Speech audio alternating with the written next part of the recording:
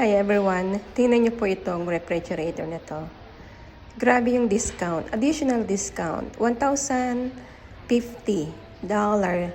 Ang discount is less 57,000 sa pesos, less 57,000. Meron kayang appliances store dyan sa atin na magdi-discount o magbibigay ng discount ng 50,000. Hala, diba? Wala pa ako nakita. Anyway, ito yung type ng refrigerator na gusto ko.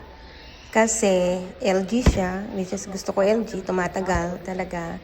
At the same time, maganda talaga yung mga product, mga gawa ng LG. Tapos ito yung refrigerator na may salamin. May ano siya.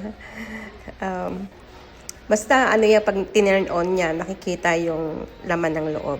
Ito naman, on discount nito, 1,200 ang discount from 2,400. Grabe yung discount, Ito yung isa, 150 ang discount. Grabe mag-discount, sobra.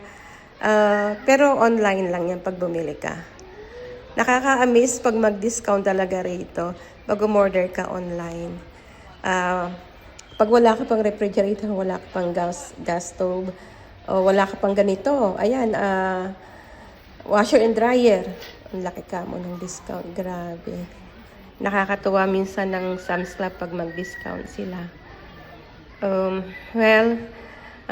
Lalagyan ko ng mga furniture, ng mga ibang gamit ng bahay ko uli, kasi nga, empty na siya. At ito pa, wala ka rin discount nito. Tingnan natin magkano ito. Ayan, $600 discount. Nasa 30,000 ang discount in peso. Yeah. Pero kailangan, syempre, you'll have to buy it by cash or credit card.